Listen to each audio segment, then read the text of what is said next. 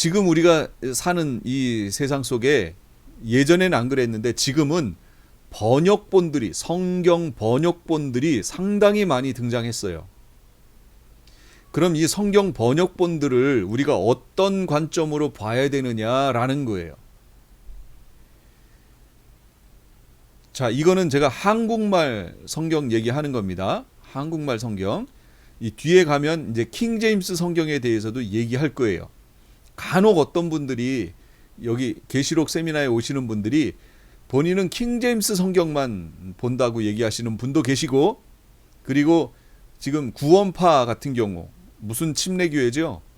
그 교단을 빌미로 하여 구원파가 지금 퍼지는데 그 구원파에서는 이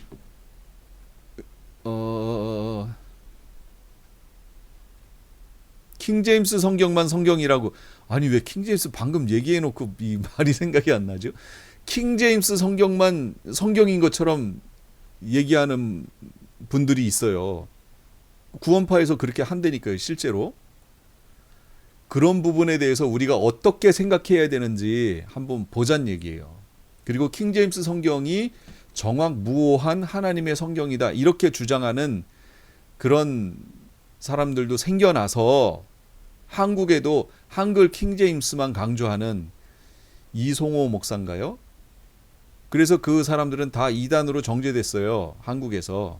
왜 그런 일이 벌어질 수밖에 없었는지에 대해서 제가 설명을 할게요. 한번 잘 보세요. 자, 이제 번역본들부터 보겠습니다. 개역 한글 1956년도에 완성됐어요. 선교사를 중심으로 성경 번역위원회가 구성이 됐습니다. 우리나라에 복음이 들어올 때. 그래서 1900년에 신약 성경이 번역됐고요. 1911년에 구약이 번역돼서 38년에 다시 개역을 했어요. 그리고 1956년에 한글 맞춤법 표기에, 그 당시 한글 맞춤법 표기에 맞춰서 다시 부분적으로 개정을 했어요. 이걸 뭐라고 부르냐면 개역 한글이라고 해요. 얼마 전까지만 해도 우리가 한국에서 썼던 성경이에요. 메인으로 썼던. 그런데 이 성경은요, 원어 성경이 아니에요. 킹제임스 성경과 한문 성경을 기초로 하여 번역한 거예요. 자국, 그것도 한국 사람이 번역한 것도 아니에요. 외국 선교사를 주축으로 번역됐어요. 그러니 보세요. 킹제임스 성경도 헬라어에서 영어로 번역됐어요. 그러면 언어가 바뀔 때마다 원래 언어가 담고 있었던 그 의미를 100% 다 옮기지 못하지요. 부분적으로 왔어요. 이게 한문 성경으로 킹제임스 성경이 번역됐어요. 그럼 벌써 여기서 또 의미 놓친 거 있지요. 이 한문 성경이 한글 성경으로 번역됐어요. 이게 개역 한글이에요. 물론 킹제임스를 참고했지만 어쨌든 지금 두 번인가를 거쳐왔잖아요. 그러므로 원래 원어가 갖고 있었던 그 의미가 온전하게 개역 한글로 왔다라고 얘기할 수 없습니다. 그럼에도 우리는 옛날에 개역 한글만 성경으로 인정했었죠. 다른 성경이 없었어요. 교회 안에서 그것만 성경으로 봐서 마치 그 성경이 정확무오한 성경인 양 그렇게 인식을 하고 있었다는 거예요. 그래서 그 성경의 문제점을 지적하면 이단이 되는 그런 시대가 예전에 있었어요. 실제로. 그렇게 되어 오다가 한국에 대한성소공회가 발족되고 그리고 천주교와 공동으로 성경을 번역합니다. 1968년 레닌그라드 비평자료인 BHK를 기초로 해서 작업이 착수됐어요. 이 BHK를 원본으로 해서 착수했다는 거예요. 그래서 71년에 신약이 완역됐고 77년에 구약과 외경이 완역됐어요. 이 성경을 뭐라고 하냐면 공동번역 성경이라고 얘기합니다. 공동번역, 왜 공동이에요? 대한성소공회 기독교죠. 개신교죠.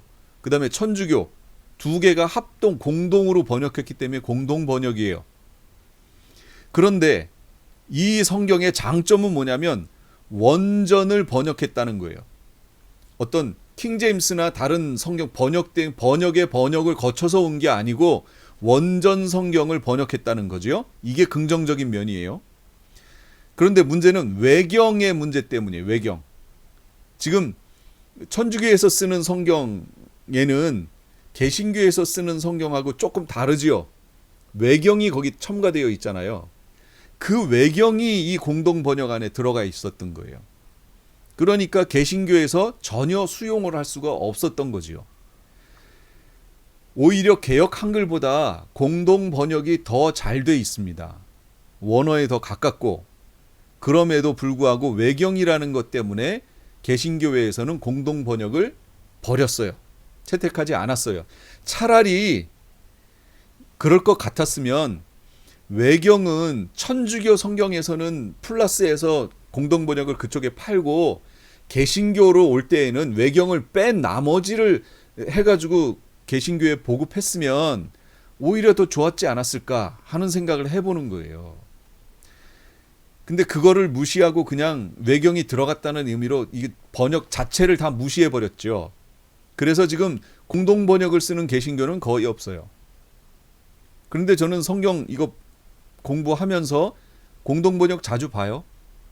이건 원본을 갖다가 번역했기 때문에 자주 볼 그런 의미가 있습니다. 그러니까 이제 어떤 일을 하냐면 85년에 현대인의 성경이 나오는 거예요.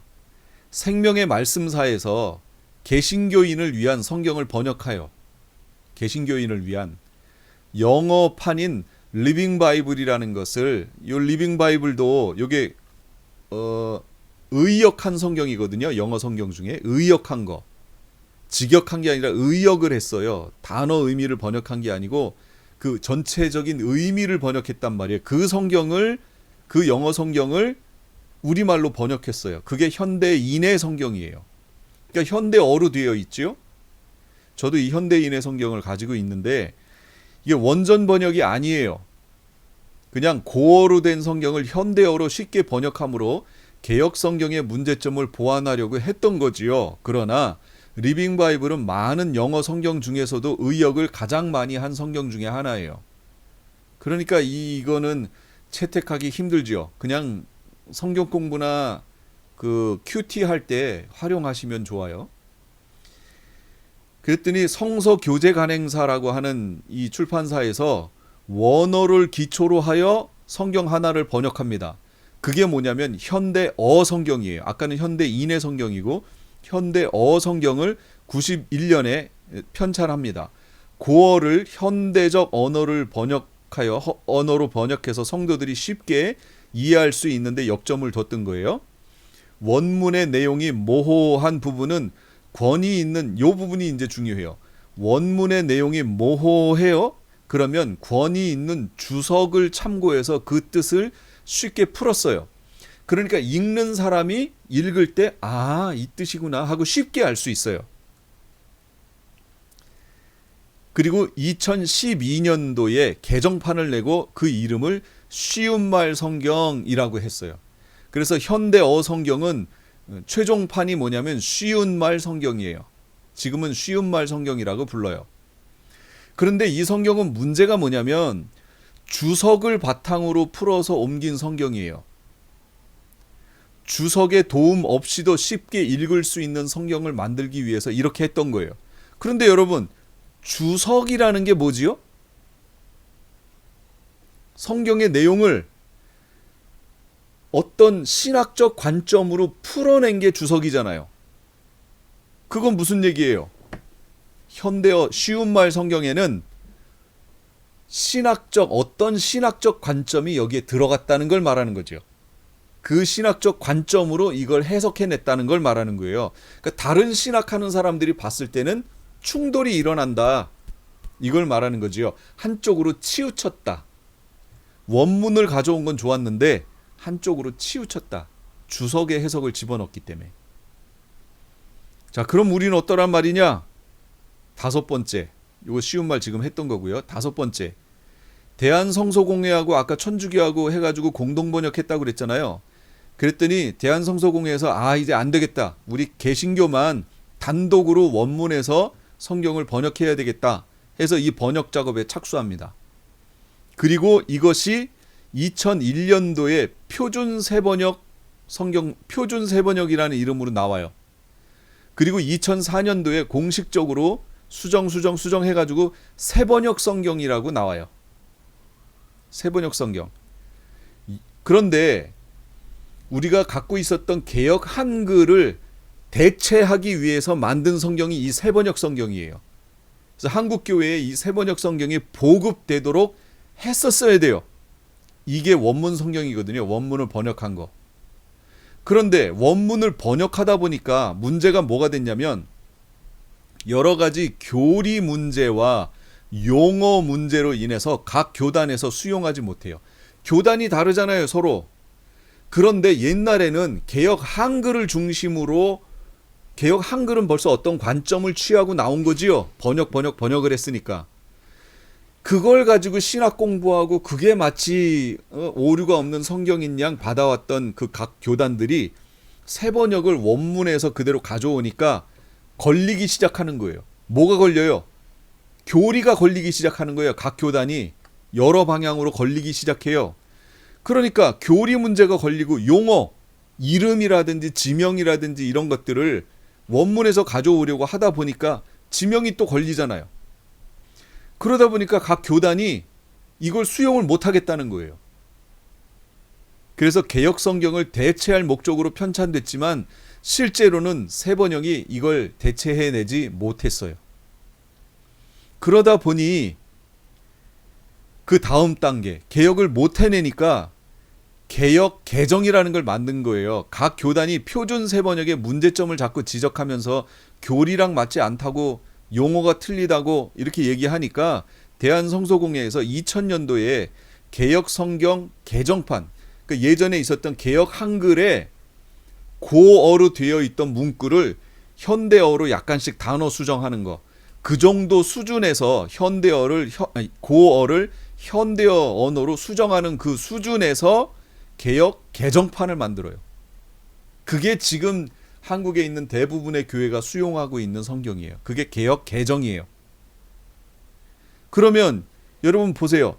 아직도 예장 합동 측에서는 이 버전을 수용하지 않아요. 그냥 개역 한글을 그대로 써요. 그리고요, 만여 곳에 오류가 지적돼요. 지금 개역 개정은. 시급한 수정이 필요한 곳이 7천여 곳이래요. 이렇게 많은 오류가 개역 개정에 있어요. 근데 이걸 그 교회의, 한국 교회의 공식적인 성경으로 대부분의 교회가 자꾸 수용을 한다는 거죠. 이럴 것 같으면 그냥 새 번역 쓰세요. 저는 권하기를 그렇게 하고 싶어요. 개역 개정은 뭐예요? 원문에서 킹제임스가 나왔고 킹제임스가 한문으로 바뀌었고 그 한문이 한글로 바뀐 거, 그게 개역 한글이잖아요. 그렇게 바뀐 개역 한글에 단어만 수정한 거, 그게 개역 개정이에요. 그러니 얼마나 오류가 많아요. 그냥 원문에서 가져와야죠. 이제는 한국교회가 그렇게 할 수준이 되잖아요. 가져와야죠, 그냥. 그래서 이게 지금 성경 큰 문제예요, 한국교회. 그러면서 개역 개정이 마치 절대적인 성경인 양 이 어투도, 개역 한글의 어투가 그대로 개역 개정에 있잖아요. 가라사대, 그래 싸우며 뭐 이런 식의 고어적 표현들이 있잖아요. 이게 성경적인 권위를 준다고 생각하는 거예요, 사람들이 자꾸. 현대어로 바뀌면 그 권위가 좀 떨어진다고 자꾸들 생각해요. 이 생각도 좀 빨리 바꿔야 돼요. 지금 여기까지 왔어요. 쉬운 성경 2001년 아가페 출판사에서 출판했어요. 이것도 원문에서 번역했습니다. 그런데 이 번역은 일부 교회학교용으로 사용돼요. 쉬운 성경이에요. 말 그대로 쉽게 표현했기 때문에 아이들이 쉽게 이해할 수 있도록 해놔서 교회학교에서 이걸 이용하는 그런 교회들이 있어요. 그 다음에 우리말 성경, 이건 두란노에서 제작했고요. 오죽 이 성경에 대한 문제가 생기면 두란노에서 제작하여 온누리교회가 사용하고 있어요. 전용으로. 이 우리말 성경은. 그 다음에 메시지 성경이 있어요. 유진 피터슨, 이 영성신학자인데 유진 피터슨 이 목사님이 영어 성경을 영어를 큐티할 수 있는 그런 영성과 관련되어 있는 그 우리의 내면을 볼 수 있는 용어들로 표현해 놓은 거예요. 이게 한글로 번역되어 있어요. 그래서 이거는 완전히 의역된 거지요. 그런데 우리가 큐티하고 혼자 성경 공부하기에 아주 좋게 그 문구가 되어 있습니다. 그러니까 큐티 혼자 하실 분들은 이 메시지 성경을 보세요. 큐티용으로 아주 추천드리고 싶은 성경이에요.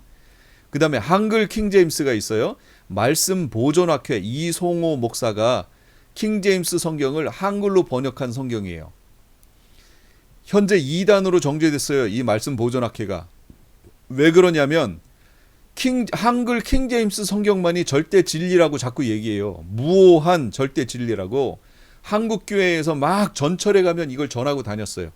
이게 이 사람들만 그런 게 아니에요. 미국에 있는 이 킹제임스 성경이 절대 진리라고 얘기하는 단체가 있어요. 그 단체가 한국에 와서요. 이 전단지를 한글로 된 전단지를 만들어서 미국 사람들이 직접 아이들까지 와가지고 한국 사람들에게 나눠주고 그랬어요. 저도 전철에서 이거 받았어요. 현재 2단으로 되어 있습니다. 왜 2단으로 됐는지는 제가 요 다음에 이제 얘기할게요. 바로 뒤에. 그 다음에 같은 킹제임스 성경을 정동수 목사, 한국의 서울 침례교회인가요? 여기가 바로 세대주의 전천년 얘기하는 교회예요. 한국에 정동수 목사가 킹제임스 성경을 한글로 번역했어요. 이걸 킹제임스 흠정역이라고 얘기합니다. 이걸. 그래서 지금 겉으로 드러난 킹제임스 성경 한글로 번역된 거는 또 있지만 주되게 드러난 건 이렇게 두 가지예요. 한글 킹제임스, 그 다음에 킹제임스 흠정역 이렇게 두 가지예요. 참고할 만합니다. 참고할 만해요. 이걸 메인으로 성경으로 쓰지 마세요. 참고할 만해요. 그런데 이 정동수 목사가 번역한 킹제임스 흠정역 성경 같은 경우는 세대주의 전천년적 입장이 여기에 들어가 있어요. 그 해석이 들어가 있어요. 그러니까 뭐지요? 신학이 들어가 있다는 얘기예요. 그들의 신학적 관점이 여기 들어가 있다는 거예요. 그러니까 이걸 읽으면 기존의 성경 개역 한글이나 개역 개정 보셨던 분들이 이 킹제임스랑 이렇게 보시면 충돌을 일으킬 거예요. 여기 신학적 관점이 세대주의적 관점이 들어갔기 때문에 그래요. 그러면 저한테 뭘 원하느냐? 저한테 하나를 추천해달라라고 하면 저는 다른 걸 추천하고 싶었어요. 뭐가 있냐면 요 사이에 뭐가 있냐면 6번 뒤에 개역 개정 다음에 바른 성경이라고 있었습니다. 대한성서공회에서 이렇게 하니까 이걸 받아들이지 못하겠다라고 했던 예장 합동 측에 있는 목사님들과 일부 어떤 분들이 따로 다시 만들었어요. 번역을 했어요. 그게 뭐냐면 바른 성경이에요. 바른 성경은 다 좋았는데 문제가 뭐가 됐냐면 이 대한성서공회에서 거기는 대한성경공회라는 이름으로 지었어요. 비슷하지요? 대한성서공회에서 대한성경공회에 대해 소송을 걸었어요. 바른 성경 때문에. 그 바른 성경의 어떤 부분 때문에 그랬냐면 이 바른 성경이 제대로 원문을 갖다가 따로 했으면 좋았는데 제가 그걸 저도 읽어보니까 어떤 식으로 돼 있냐면 개역 개정에 이 내용을 거의 가져왔어요. 거의 가져오고 어떤 단어들을 원문에서 그대로 가져와서 수정을 한 거예요. 형태가. 그러다 보니 개역 개정의 문구가 아주 비슷하게 들어가 있는 구절들이 상당히 많아요. 그러다 보니 개역 개정인 대한성서공회에서 저작권법으로 인해서 소송을 했던 거예요. 그리고 그러니까 성경공회, 바른 성경을 했던 거기에서 패했어요. 상당히 오랜 기간 동안에 이 소송이 제기됐는데 그 소송에서 패했습니다. 그래서 이 한국 전체 교회에 퍼져 있던 바른 성경이 다 회수가 돼 버렸어요. 그래서 남아있는 바른 성경이 없습니다. 현재. 근데 저는 PDF 파일로 가지고 있어요. 그거 성경 자체를 가지고 있어요. 그런데 성경이 다 저기가 회수가 돼 버렸으니까 살 수가 없으니까 바른 성경을 교회의 성경으로 하자 이렇게 할 수가 없지요. 오히려 저는 바른 성경으로 했으면 좋겠다 싶었는데 안 돼요. 그럼 차선책은 뭐냐? 저는 새 번역으로 갔으면 좋겠다 싶은 거예요. 제 입장은. 그리고 흠정역하고 킹제임스를 보조 성경으로 놓고 싶다. 이렇게 놓고 싶어요. 제가 만약에 뭘 결정해야 된다 그럼 저는 그렇게 하고 싶다 그 얘기예요. 절대적인 거 아니에요. 개역 개정에는 오류가 너무 많아요. 제가 계속 지적했잖아요. 성경 공부하면서도 오류가 너무 많아요. 그래서 이걸 메인으로 쓰기에는 여러 사람들이 쓰고 있기 때문에 그냥 쓰는 것뿐이지 내용을 봐서는 그걸 쓰고 싶은 생각은 사실은 없습니다. 자, 그러면 이제 사본에 대해서 설명을 좀 드릴게요. 여러분이 이걸 알고 있으면 유익합니다. 이제 성경에 대해서 눈이 좀 떠지는 거예요. 어떤 한쪽으로 치우치지 않고. 사본, 이게 원본은 없지요. 실제 예를 들면 로마서, 그러면 지금 로마서는 바울이 로마 교회에다가 쓴 편지잖아요. 그럼 바울이 처음에 썼던 그 원본이 지금도 존재하나요? 존재하지 않지요. 지금은 없어요. 대신 그 당시에 그걸 보고 사람들이 이렇게 썼죠. 베껴 썼지요. 그러니까 사본이 된 거지요. 이걸 베껴서 쓰고 이렇게 전해지고 베껴 쓰고 전해지고 이렇게 된 거지요. 그래서 사본학이라는 학문이 생겨나기 시작한 거예요. 성경 때문에. 그러면 어떤 예를 들면 AD 1세기경에 쓰여졌던 사본이 있고 AD 12세기에 쓰여진 사본이 있어요. 두 개가 있다면 어떤 것이 더 원본에 가까울까요? 초기 처음에 쓴 거. 그렇죠. AD 1세기경에 쓴 게 원본하고 더 가깝겠죠. 그러면 어떤 것이 더 가깝냐, 원본에 가깝냐를 분류해 내야겠죠. 어떤 기준이 필요하겠죠. 그래서 사본학에서 그걸 하는 거예요. 첫째, 문장이 거칠고 어려울수록 원본에 가깝다. 문장이 수려하게 다듬어져 있으면 이건 후대의 판일 것이다. 지금 우리가 한글 성경으로 번역되는 것도요. 한글 성경도 뒤에 나온 것일수록 문장의 오류라든지 단어라든지 이걸 현대어에 맞게 화려하게 고쳐가면서 이렇게 나오지요. 지금 만약에 지금 우리 한글 성경으로 제가 보여드렸던 이런 성경들이 여러 개가 있는데 이게 지금부터 1000년 후가 됐어요.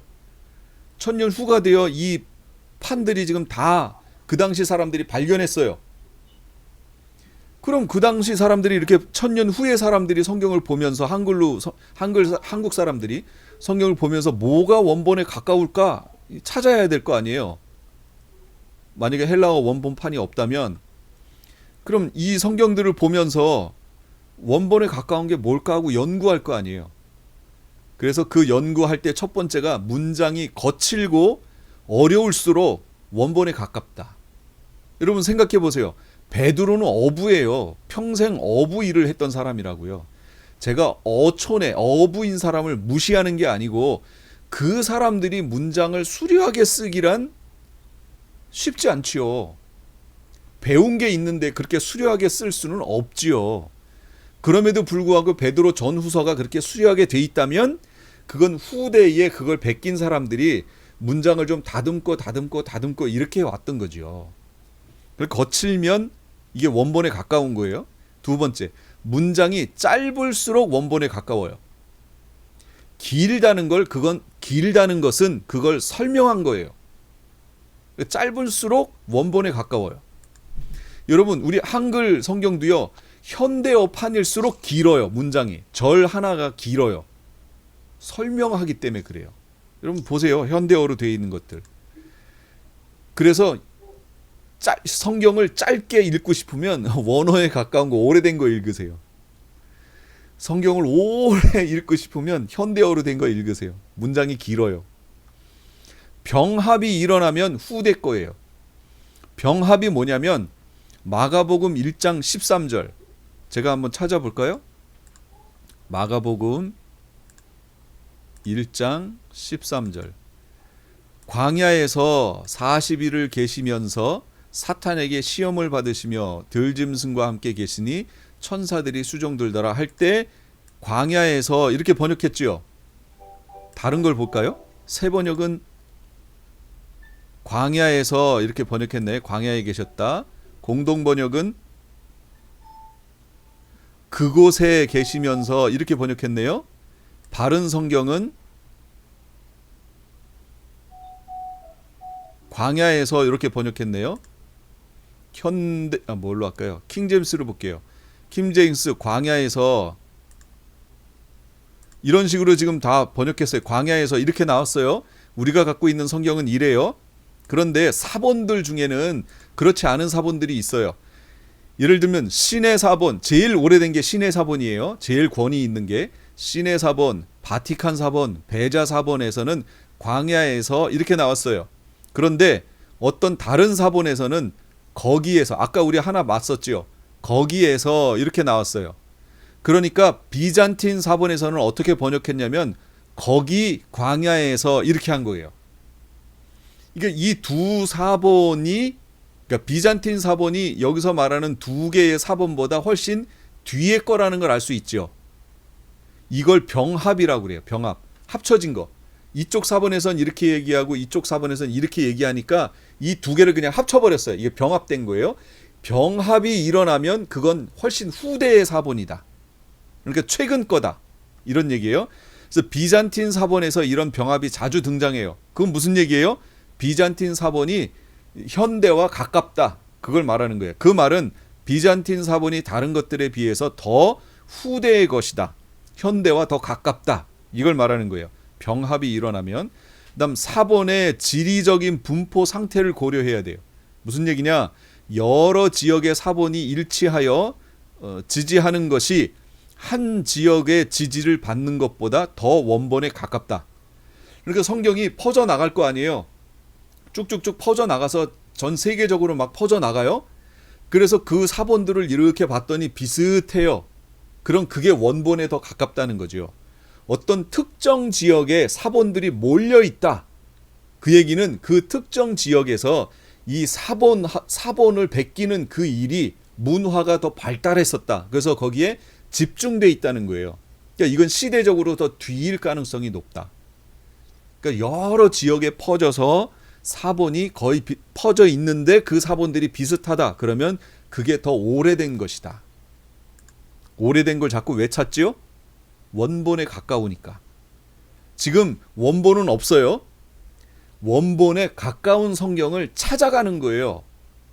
우리가 지금 사본학이 있어야 되는 이유가 바로 그겁니다.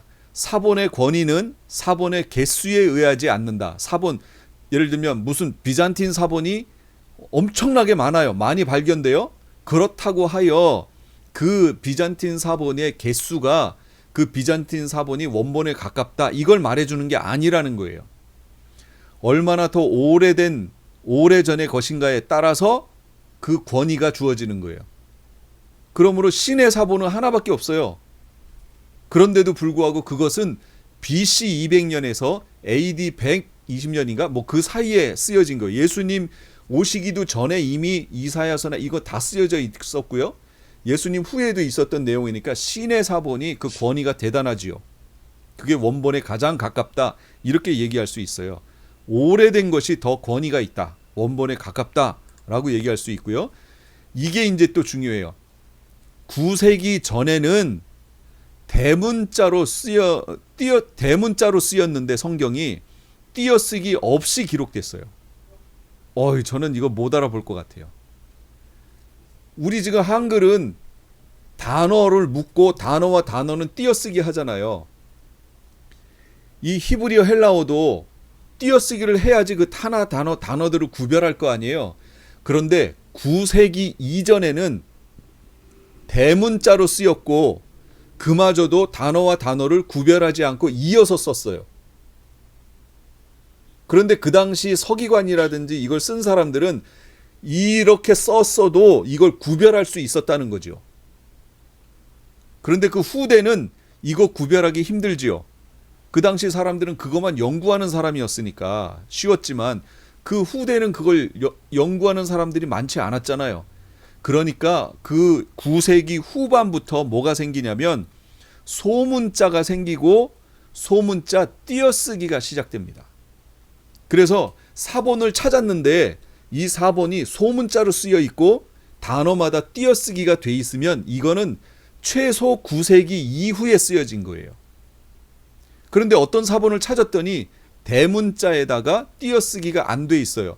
그러면 두 개를 대문자 띄어쓰기 안 돼 있는 거, 소문자 띄어쓰기가 돼 있는 사본 두 개를 이렇게 딱 놓고 봤을 때 어떤 게 또 원문에 가까울까요? 대문자. 예, 그렇죠. 대문자 띄어쓰기 안 돼 있는 게 띄어쓰기 없이. 예, 원본에 더 가깝다라고 얘기할 수 있어요. 그래서 그 두 문장을 비교해 보는 거예요. 비교해 봐서 대문자로 쓰여 있는 띄어쓰기 안 돼 있는 그 성경의 내용이 그걸 채택하고 소문자로 되어 있는 것은 참고 사항에다가 집어넣는 거예요. 이게 사본학에서 지금 하고 있는 일이에요. 1947년에 사해사본이 발견됩니다. 이때 사본학에 아주 중요한 분수령이 생기는 거예요. 1947년. 그러니까 지금 우리가 보고 있는 성경이요, 사본학으로 인해서 성경이 원본으로 가야 되는데 이게 된 지가 1947년. 그러니까 얼마 안 돼요. 100년도 안 됐어요. 80년, 이제 80년, 약 80년밖에 안 된 거예요. 이 문서는 무려 BC 200년에서 AD 130년경에 제작된 거예요. 이 사해사본이. 베두인이라고 하는 소년, 베두인은 누구냐면 그 아라비아 광야 있죠. 이스라엘의 남쪽 사막 지역, 거길 뭐라고 그러죠? 이름이 갑자기 또 생각이 안 나. 그 남쪽 사막 지역, 그 광야 지역에 사는 사람들을 베두인이라고 그래요. 그런데 그 베두인 중에 소년이 양도 치고 뭐 이러는데 양을 잃어버렸어요. 그래서 양을 찾으러 가다가 저기 이게 이 뭐라 그래, 산 쪽에 이 산 높이에 동굴이 있어요. 나무들은 없어요. 그냥 민둥산인데 거기에 동굴을 파고 살았잖아요. 그 당시에 그 에세네파 사람들이. 그 동굴이 있길래 이 양을 찾을 겸 양이 거기 들어갔으면 나오게 하려고 거기다가 물맷돌을 던졌어요. 베두인 소년애가. 근데 물맷돌이 들어갔는데 그 안에서 쨍그랑 하고 소리가 나는 거예요. 그래서 깜짝 놀라가지고 거기를 가봤죠. 그랬더니 거기에 항아리가 있는데 거기에 성경이, 이 두루마리로 된 성경이 들어가 있던 거예요. 이게 사해사본. 이 사해사본, 제가 뭐라고 그랬어요? 예, 사해사본. 이 사해가 상당히 건조하잖아요. 그러다 보니 이렇게 오래된 것들이 거기서 보존될 수 있었던 거예요. 그리고 에세네파는 이 성경 보존에 대해서 아주 목숨을 걸고 이 사명을 감당했던 사람들이 에세네파예요. 그래서 사해사본이 발견되고 사본학 연구의 전환점이 됩니다. 이때부터 킹제임스 성경의 저본, 킹제임스 성경이 영어 성경이죠. 이 영어로 번역하게 된 판 있죠. 이 판, 사본. 그게 TR판이라고 하는데 텍스터스 리셉터스라고 하는 공인판, 이 판보다 권위 있는 사본으로 인해서 원문에 더 가까운 성경을 번역할 수 있게 돼요. 이때까지는 1947년까지는 이 킹제임스 성경이 권위를 갖고 있다 이렇게 하는 게 일반적으로 그냥 통했어요. 일반적으로.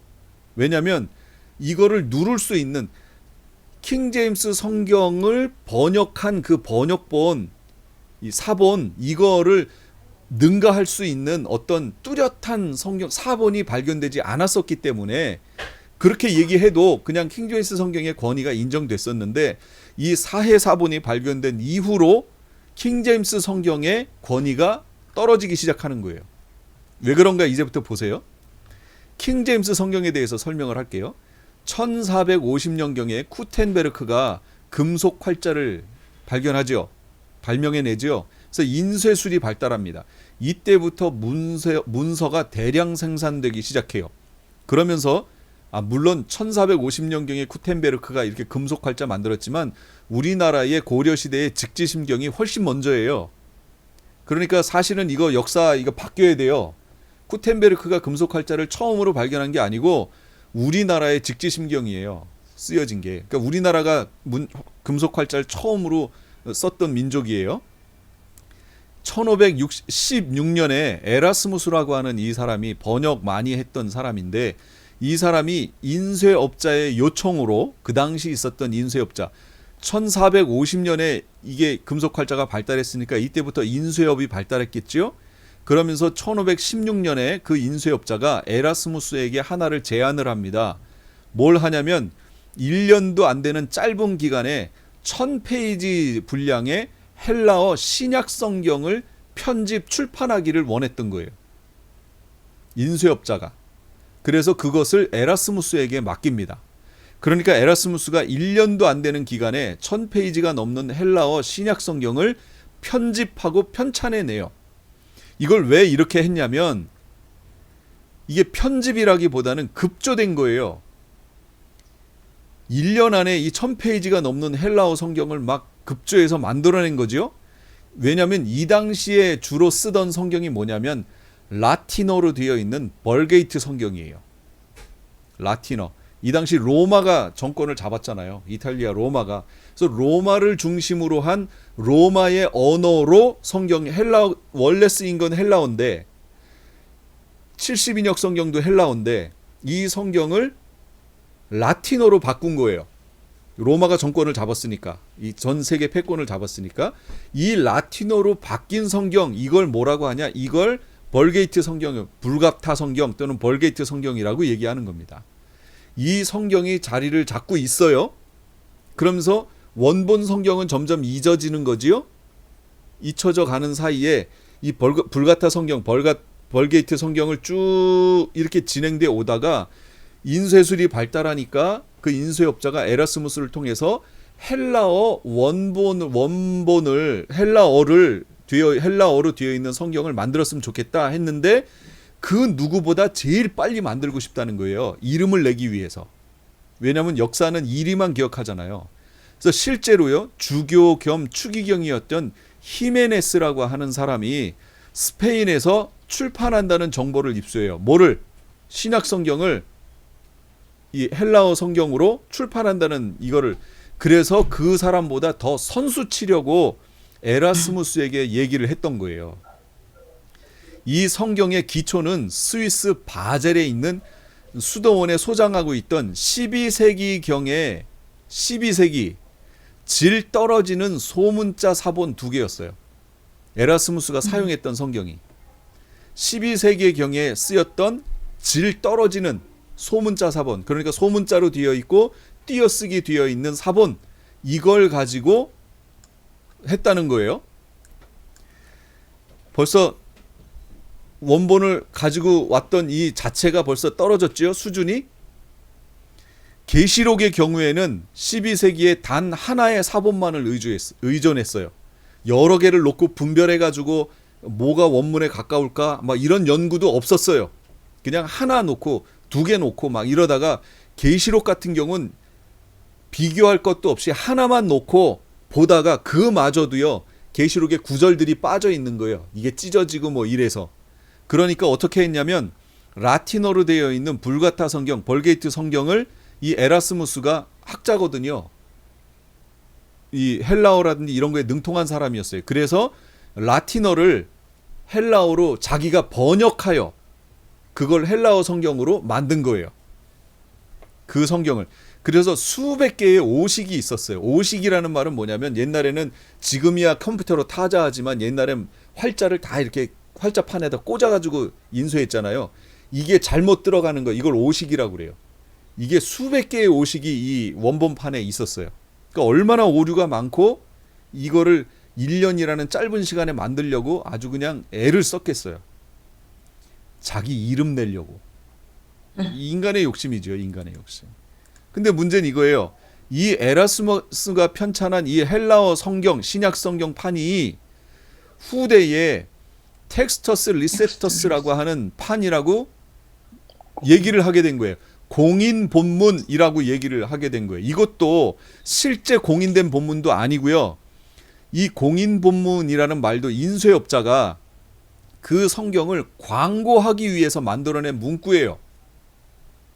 우리도 어떤 책이 나오면 이게 뭐 역사상 어떻고 문구 쓰잖아요. 그런데 바로 이 에라스무스가 1년 안에 만들었던 이 성경을 광고하면서 이게 바로 공인된 본문이다라고 하는 광고를 냈던 거예요.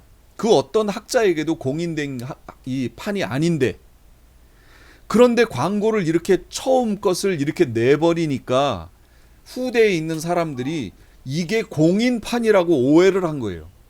이 판을, 이거는 급조해서 12세기 후반에 만들어진 건데, 그것도 계시록은 없어서 에라스무스가 라틴어판을 자기가 헬라어로 번역하여 만들어낸 건데, 이걸 마치 대단한 권위가 있는 공인판인 양 이렇게 홍보를 하게 됐고, 결국 나중에 어떻게 되냐면 이 본문을 사용해서 1611년에 킹제임스 성경이 나온 거예요. 킹제임스 성경이 바로 이걸 번역한 거예요. 그러면 여러분 벌써 킹제임스 성경의 권위가 어떻게 되는지 아시겠죠? 떨어지지요. 이 판에 사용했던 판의 권위가 밑으로 떨어져요. 따라서 킹제임스 성경은 후대의 작품인 소문자로 필사한 번역본들에서 나온 거예요. 그것도 여러 개가 아니라 단 2개의 사본 참고한 거예요. 그 중에서 어떤 거는 빠져 있어서 부분적으로 번역했던 에라스무스가 자기가 라틴어를 헬라어로 번역하여 여기에 추가했던 거예요. 짜깁기한, 짜집기 했다고 그러죠. 그런 성경이에요. 이게 킹제임스 성경이에요. 그런데 이 킹제임스 성경이 정확무오한 하나님의 말씀이라고요? 그러니까 이렇게 얘기하는 게 이단으로 정죄되는 게 맞다는 거죠. 1947년에 사해사본이 발견되면서 이 킹제임스 성경이 얼마나 문제가 있는지가 발견되는 거예요. 그래서 1947년이 성경 번역에 있어서 사본학에 있어서 분기점이에요. 그 전까지는 킹제임스 성경을 막 최고로 치고 이래도 별로 할 말이 없었어요. 그걸 공인본문이라는 붙여놓으니까 실제 그런 줄 알고 학자들에 의해 확인받은 것도 아닌데, 그런데 사해사본이 발견되는 순간 킹제임스 성경이 얼마나 권위가 없는 후대의 성경을 번역한 거, 그 원문으로 해서 번역한 거냐라는 것이 나타나게 된 거지요. 그러면 이 킹제임스 성경을 사용하는 사람들이 제기하는 문제 중에 제일 큰 게 이거예요. 장절이 없어지는 거. 우리가 지금 사용하고 있는 성경에는 장절이 없다는 거예요. 근데 본인들이 사용하는 킹제임스 성경에는 장절이 있다. 그래서 이걸 뭐라고 하냐면 이걸 사탄이 구절을 빼버렸다. 이렇게 얘기하는 겁니다. 그걸 통해서 킹제임스 성경이 하나님의 성경이다. 이렇게 주장하는데요. 이것도 얼마나 웃긴 얘기인가 보세요. 장절의 구분은 15세기에서 16세기 사이에 이루어집니다. 구약 장의 나눔은 1227년 영국의 캔터베리 대주교 스티븐 랭턴이라는 사람이 라틴어 불가타역으로 이용해서 나눈 거예요. 이게 헬라어나 히브리어 원문에서 장절을 나눈 게 아니에요. 이걸 라틴어로 바꾼 그 불가타역 있죠. 그 불가타역도 번역하자마자 나눈 것도 아니고 1227년에 와서야 장을 나눈 거예요. 구약에 있는 절도 아니고 장. 그리고 절은 언제 나눠지냐면 1551년 스테파누스의 4번째 성경부터 절이 나눠졌어요. 그러니까 장절이 나눠진 게요. 1000년도 안 돼요. 장 나눠진 거는 우리가 지금 800년 됐어요. 800년. 장 나눠진 거. 그리고 절 나눠진 거는 500년 된 거예요. 500년. 오늘날의 모양은 1560년 판인 제네바 성경에 있는 장절 구분이에요. 제네바 성경. 제네바 성경이 뭐냐면 킹제임스 성경을 읽게 했던 TR판을 번역한 거. 그게 제네바 성경이거든요. 그러니까 이 제네바 성경을 중심으로 TR판이 번역됐고 이 TR판을 중심으로 킹제임스가 번역됐으니까 제네바 성경과 킹제임스 성경은 같은 저기를 갖고 있잖아요. 이 성경을 가지고 장절을 나눴던 거예요.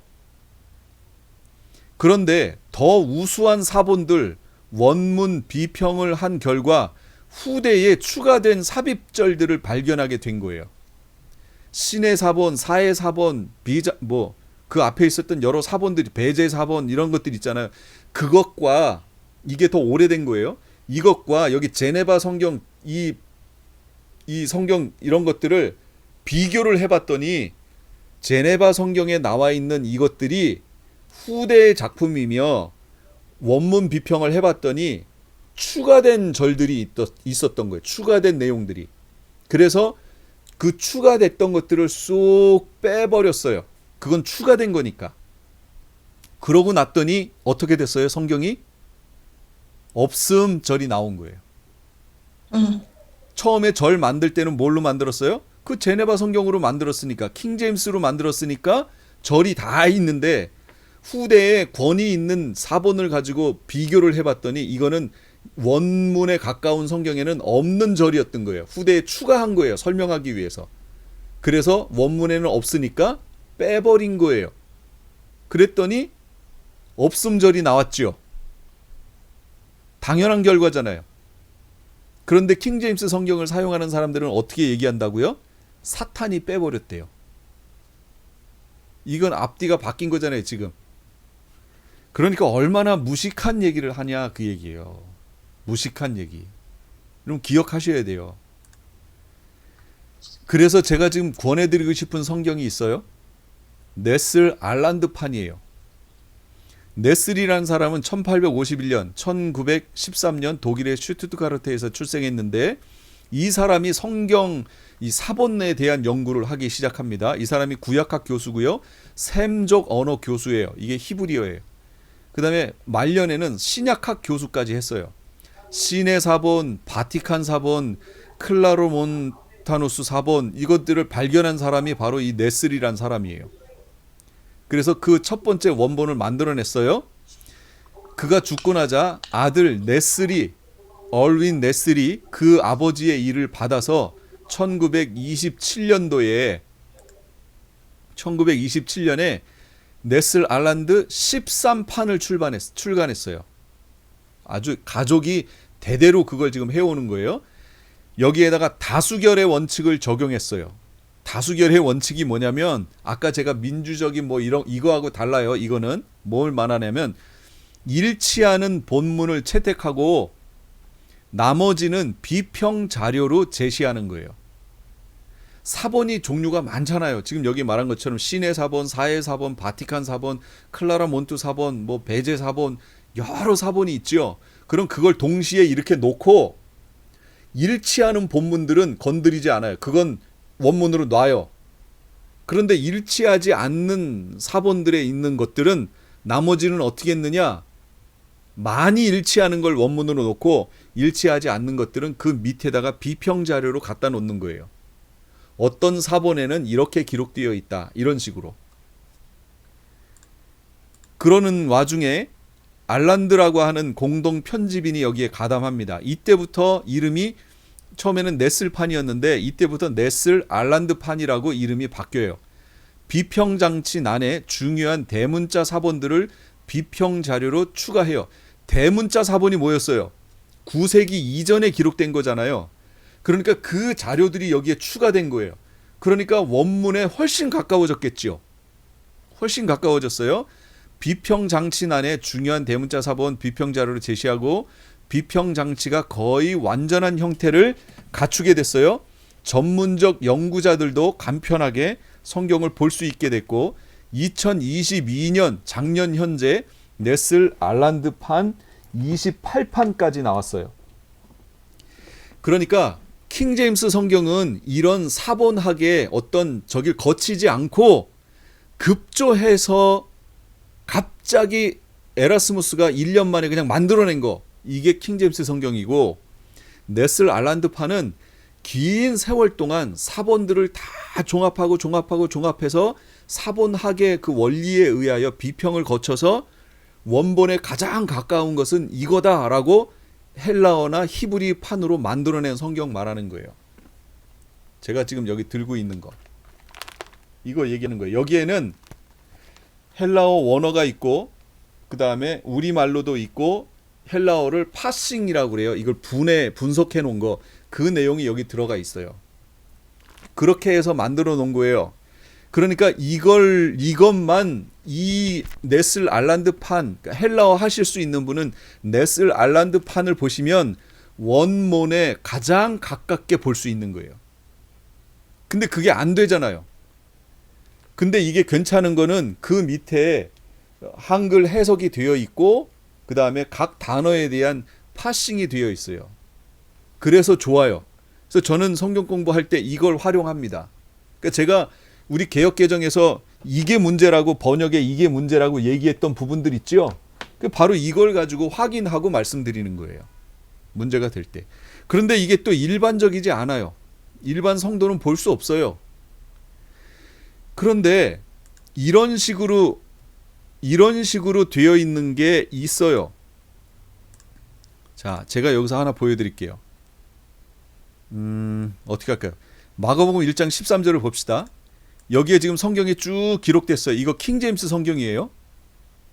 우리가 갖고 있는 개역 개정판은 이렇게 돼 있어요. 그런데 지금 얘기한 것처럼 비평이 들어가 있는 그 책이 뭐냐면 그게 세번역이에요. 세번역 쭉 오면 세번역에는 이 14절 보세요. 요한이 잡힌 뒤에 예수께서 갈릴리에 오셔서 일하고 하나님의 복음을 선포하셨다 해놨죠. 여기다가 일하고 주석을 달아놨어요. 일 넘어가면 다른 고대 사본에서는 하나님의 나라에 라는 말이 들어가 있다. 이거죠. 이런 식으로 되어 있다는 거예요. 그래서 여기를 쭉 넘겨보면 곧 나병이 그에게서 떠나고 그는 깨끗하게 되었다. 4. 주석을 달아놨죠. 나병을 포함한 각종 악성 피부병을 의미한다. 피부병의 일종을 얘기한다. 이런 식으로 주석을 달아놓은 거예요. 여기도. 그러나 인자가 땅에서 죄를 용서하는 권세를 할 때 그는 이거 히브리어에서 그 관사 얘기하는 거예요. 정관사 얘기하는 거예요. 사람의 아들이라고 번역을 해놨다. 이렇게 얘기하는 거예요. 그 다음에 예수께서 다시 바닷가로 할 때 이 원문에는 어떤 원문에는 그가 또는 그라고 번역되어 있다.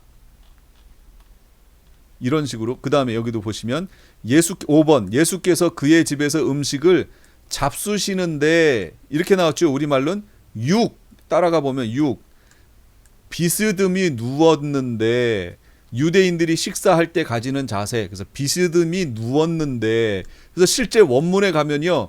여기가 비스듬히 누운 자세를 말하는 거예요. 그런데 우리는 이걸 뭐라고 번역하냐면 잡수시는데 이렇게 번역해 놓은 거예요. 유대인들의 문화는 빠졌죠. 번역해 놓은 게. 그런데 주석을 달아놓길 비스듬히 누웠다. 그러니까 유대인들이 비스듬히 이렇게 누워서 이렇게 식사를 서로 나누고 교제하잖아요. 그 모습을 표현해 주는 거죠. 이런 식으로 되어 있다.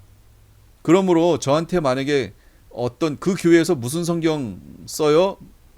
우리 교회는 개역 개정인데 만약에 추가로 어떤 번역 쓰는 게 좋겠어요? 그러면 저는 그냥 세번역 성경 쓰세요. 이렇게 얘기해 주고 싶어요.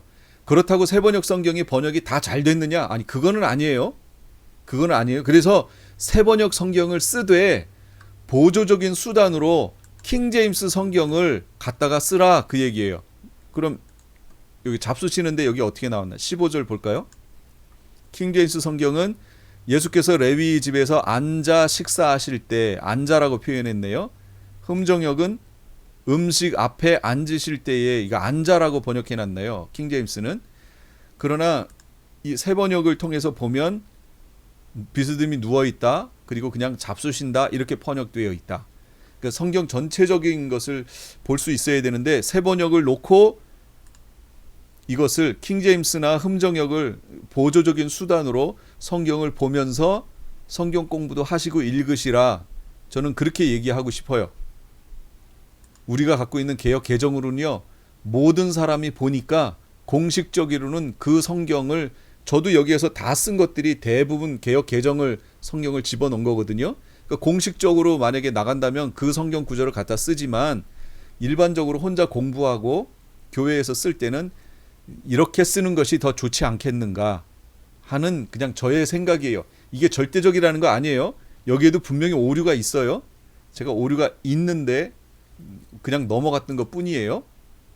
성경 번역본을 어떤 것을 보고 내가 성경 공부를 어떻게 할 것이냐, 그리고 킹제임스 성경이 절대적인 권위를 두는 거 이거 안 된다라고 제가 지금 설명드립니다.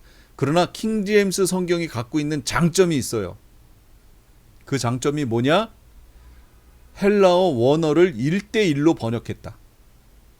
문자 대 문자로 번역했다. 문자를 의미역하지 아니하고 문자 대 문자 번역을 했다라는 게 장점이에요. 그래서 그걸 참고하시라 그 얘기죠. 이해가 되셨죠? 예. 오늘은 여기까지 하고 제가 기도하고 마친 다음에요. 질문 받도록 하겠습니다. 기도하겠습니다.